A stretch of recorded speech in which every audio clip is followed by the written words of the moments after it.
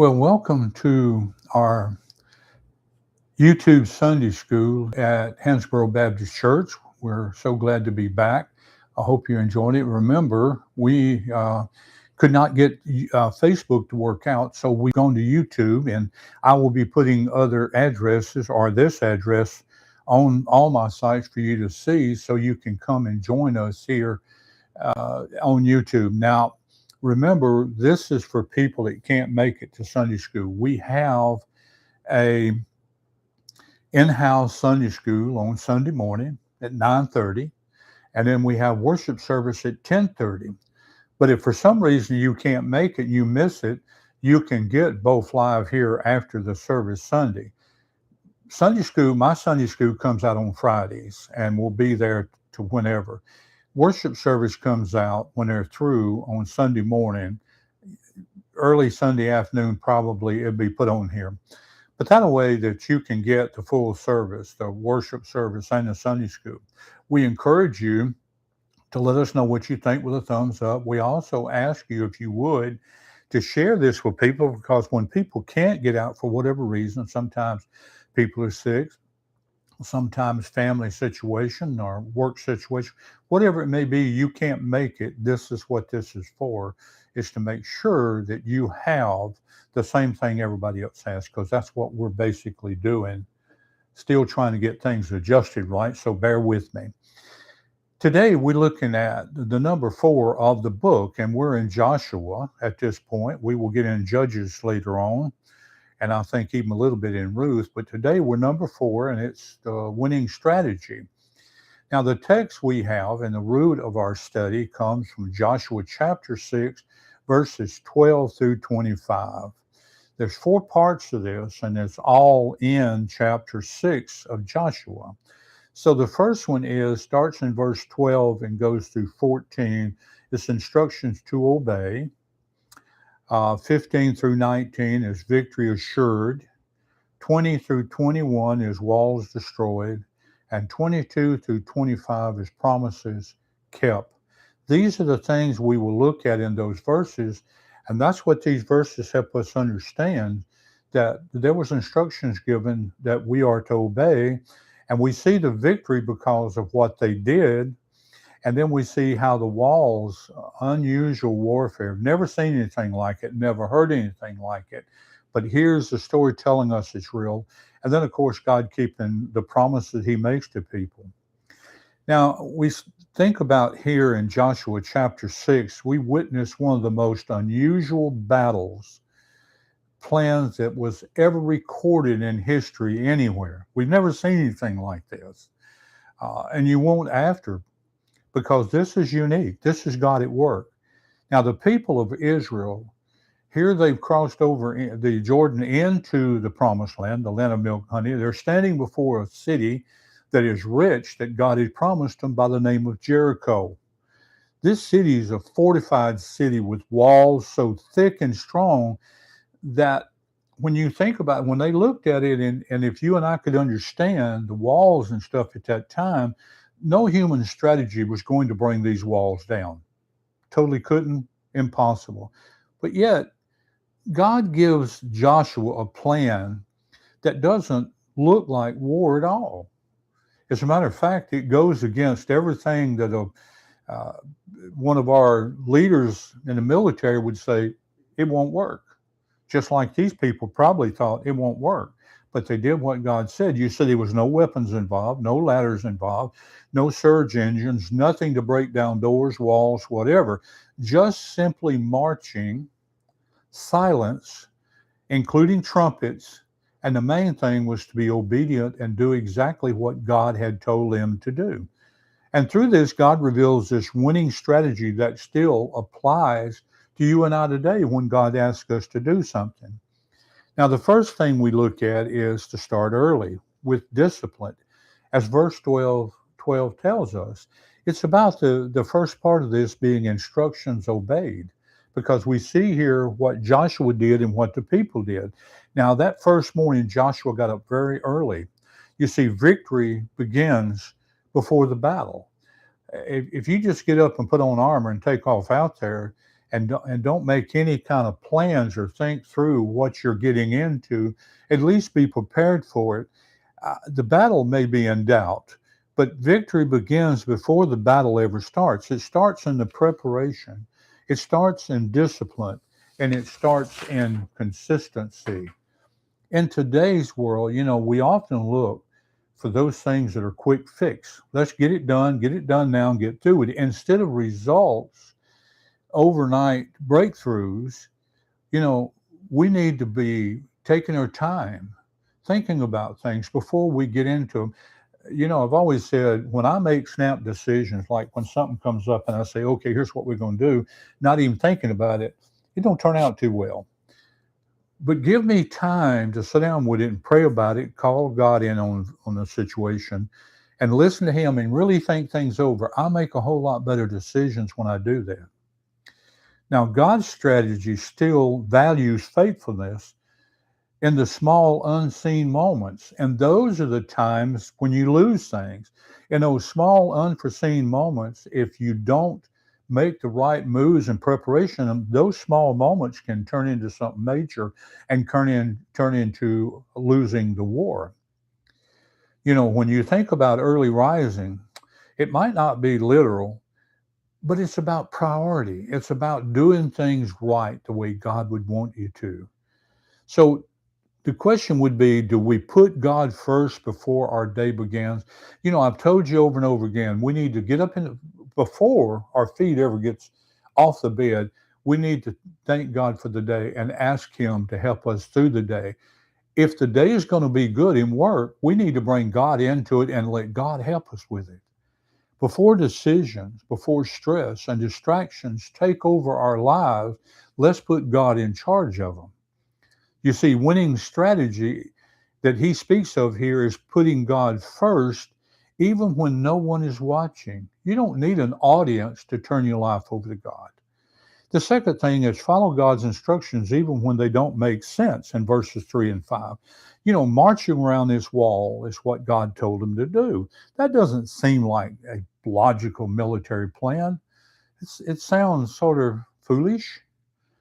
Yet they did exactly what God said. It's about obedience, doing what God tells us. You see, today, God's instructions may still feel countercultural. Forgive when you've been hurt.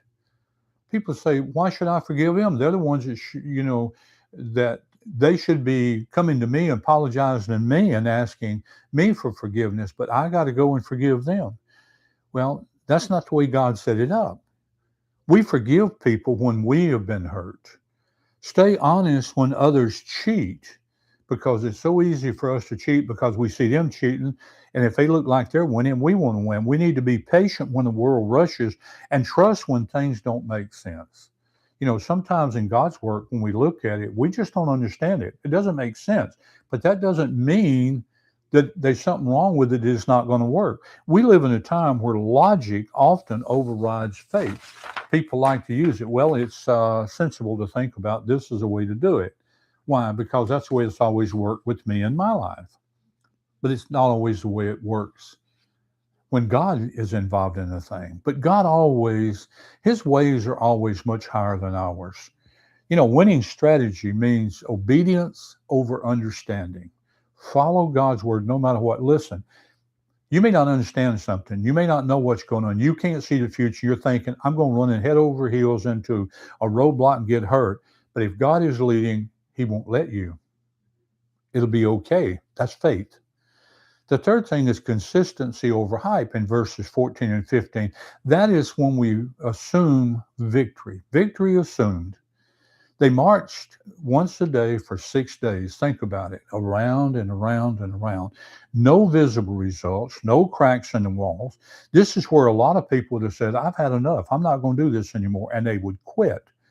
You see, we live in a result-driven culture. If we don't see a little, if you will, we'd say a little daylight at the end of the tunnel, we're ready to throw the towel in and say, we can't do this anymore. If we don't see progress quickly, we assume it's not working. In this case, if they'd have quit after day 2 or 3, they wouldn't have seen the results. But you see, God was working all the time, even when the walls looked like they were unchanged. Now, think about this. Think about praying for your family. God will answer it, but He may not answer it real soon in your time. Building your career, growing spiritually, breaking bad habits. Things take a little time. You talk to God, God will work things out, but we have to be faithful and we have to be patient and consistent. You see, most victories don't happen instantly, they happen through steady obedience. That is, repeatedly being obedient to God, not just when you're asking something, wanting something, you're really good about going to God and humbling yourself.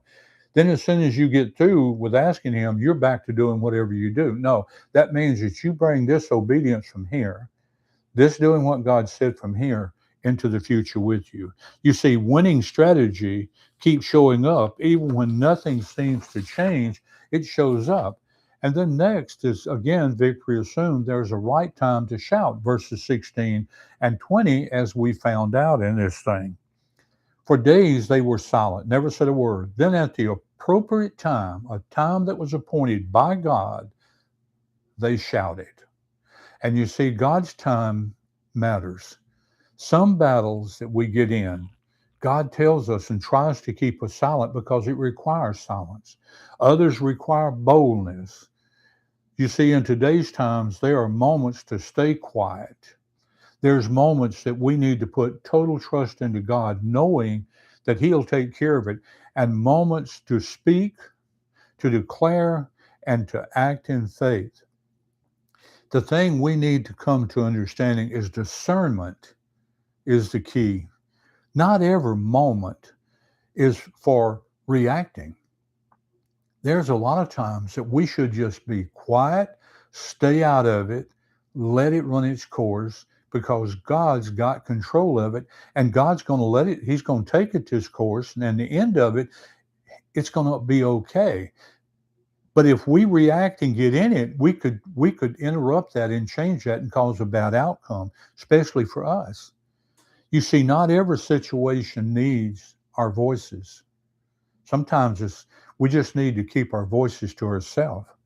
You see, when God says move, you move, but don't move until God tells you to.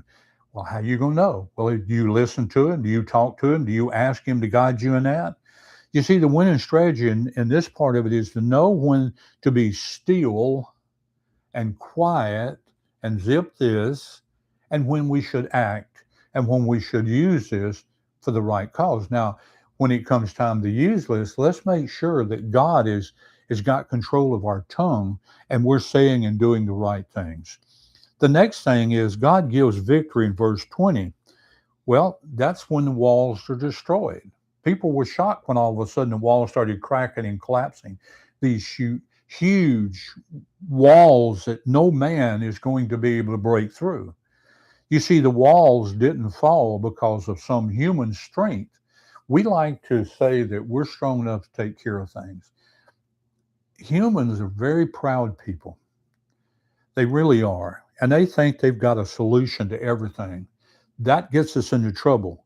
You see, these walls fell because God intervened, not because mankind did anything. Do you think that their feet clapping on the ground, do you think they're shouting because of humans did that? No. God set the thing up to do that because He wanted everybody there to see, including the ones that was losing the wall, including especially the Israelites, to see when God tells you something, He will deliver. You know, we often rely on things like connections, human connections. Well, I learned over the years sometimes it don't work because I was sent to places that there was family of people I knew personally, even some of my own family. And I should have gotten a yes, maybe. But every time I went to a place like that with connections, I always got a no. It's when I went to other places. You know, people rely on not only on connection, but money. You know, money won't buy everything. Money is temporary. Money will get you in trouble. We often rely on intelligence. You know, I don't care how many. It's like one time I went for a job, and the guy says, "Well, you got these papers, these degrees and stuff, and I can't hire you." I said, well, I can do the job. I know what it. He said, "Well, but you're too qualified. You're too intelligent to take something like this." You ever heard that? Influence. We rely on influence sometimes, and like I say, I've known people going to apply for jobs. One in particular with the highway department. I knew a guy and asked him to help me out, but that influence didn't work out so well. But you see, real lasting victory doesn't come through connections, money, intelligence, influence. It comes from God. This doesn't mean we don't work. It means we don't depend on our work alone.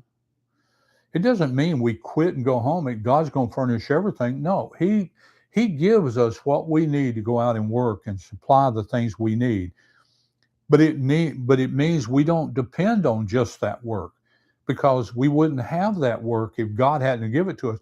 Let me tell you, I think about now, I look around my house, my family, the work I've done all these years, what I'm doing right now. And I know this, if it wasn't for God, I wouldn't be doing this. Don't kid yourself. You wouldn't have what you have if God wasn't there with you, giving it to you. So the winning strategy simply is trust God as your source, not just your effort, because He's the source of everything in your life, your family, your work, your food, the house you live in, the bed you sleep in. And then grace in the middle of judgment, verses 22 through 25. This is a promise kept. You remember Rahab, the lady in Jericho. Now, while Jericho fell, Rahab and her family was saved. Now, think about it. Here's a lady that was prostitute, doing all these things, but yet her and her family was saved. Why? Because she believed that the God of Israel was a true God. Now, this reminds us, when we think about her and her family, that even in destruction, God remembers mercy. God never forgets what you do. Everything you do every day, you're sowing seeds of what your outcome, your consequence is going to be. And God never remembers any of it. If you're out there helping somebody, showing mercy, God's going to give you mercy. In today's world, where everything feels, divided and torn apart and harsh, God is still saving. He's still restoring, still honoring faith, even from unexpected people. Sometimes when we least expect Him, there He is.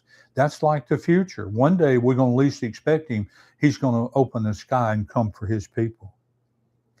You see, the story of Rahab was a fact, but she wasn't perfect. But what helped her, and is going to help you and I, was she believed.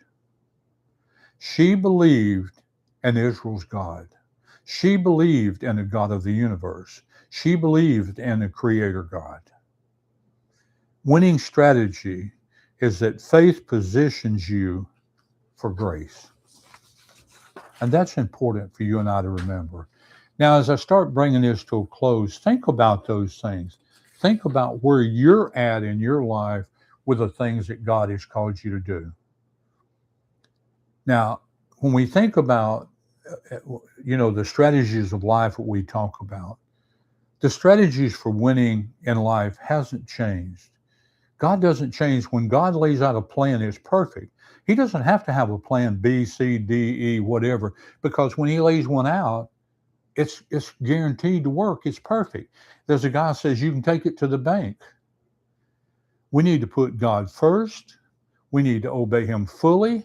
We need to stay consistent, trust His timing, depend on His power, and walk in faith, knowing all of these things. That putting Him first, that obeying Him fully, and staying consistent, trusting His timing, and depending on His power, that when we walk in faith, all of that is because of that. We walk in faith knowing all of those things are fact, are true. You see, Jericho represented the impossible walls in your lives today. We have them in our lives today. Maybe we don't see a wall that's 10 foot thick standing in front of us, but we have walls that's 10 foot thick that's out there, like fear, addiction, financial struggles, broken relationships, and absolutely uncertainty. We live in a world that is so turned upside down that uncertainty is a major factor in the world that we live in.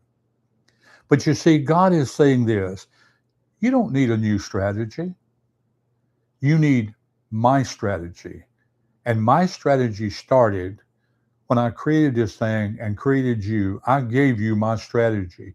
We have a Bible that talks about his strategy. If we take his strategy, we don't need anything else. His strategy has never changed. We don't need a new strategy. And if somebody comes in and says, I got a new strategy I want to give you, I'd be careful. And when you follow his strategy, walls today still crush and fall. So all of these things, the fear, addiction, financial struggles, broken relationship, uncertainties, all of these walls will crumble in front of you. Now, God said you'd go through tough times, and we do in the world we live in. We go through tough times. Everything is not so easy. But if we put God first and we do what we said, walk in faith, knowing that all of these things, he's a creator. He's in charge of them. He can make those things work. You can't. But putting him first, walking in faith, knowing that he's still there, these walls of this world and Satan and evil and flesh will all crumble and fall. Because he can make them do that. But only he can. God bless. I hope you enjoy these. And tell people about our new YouTube thing. Again, if you come here and see this, if you'll subscribe, every time we do something, it'll notify you that we're doing something. If you want to watch it, you click into it. Invite people to come. This is open to everybody. This is for anybody. We got a lot of shut-ins out there. We got people that's sick every weekend. You see, my wife and I both we're so close to being shut-ins, it's unreal. We don't go a lot because of our health. We got some issues going on. But this is what this is for. You know people out there that can't get out, that's sick. And sometimes maybe you can't make it. Well, you got YouTube here where you can find our worship service after Sunday morning, and you can find Sunday school after Friday, starting on Friday. And you can keep up with us and have the same thing that will go on during our regular service in-house. Invite people. You know people we don't know, but you could invite somebody that needs this very much. God bless. I hope you enjoy this. Father, thank you so much for our new program here on YouTube, and I pray that the people that come listen to it will subscribe and continue coming and supporting and helping us to reach out to those around. And I pray that they will share this and let people know where it's at. Share the address that I'll be putting on there and where they find this, and help people, because they could be the difference of one person coming to know you and not knowing you. They know people we don't know. We can actually reach the world if everybody out there would share this and invite people to come. So I ask you, Father, to burden the hearts of those that sees this, will tell others about it and share it with them, to let them know that your word is here to be found here, and that you are here to be met. And here they can hear about the love and the things that you do for us that you can do for those that don't know you. And I pray by them doing that, that people that don't know you will come and get to know just how wonderful you are and what you can do for them. Father, help us to be the difference of being the light in this world and cutting out the darkness in this world. Give us that light and let us go out and do what we're supposed to do, and that is tell people that you love them. Thank you for that, Father. And we thank you for this new group. We ask you to continue blessing us and be with us and help us to bring the true word that only you can give us to bring. Father, I ask you to be with those who are going through whatever situations in their life, troubles might be, sickness, financial, family, job, whatever it is. Father, I ask you to help them with it. And Father, I ask you to lead, guide, and direct us and forgive us of where we have failed you. For this, we ask in your name. Amen. God bless you. I will see you next week with the next session, and I hope you enjoy this. Like I say, subscribe to it. Join us each week for this, and invite others to come. God bless, and I'll see you next time.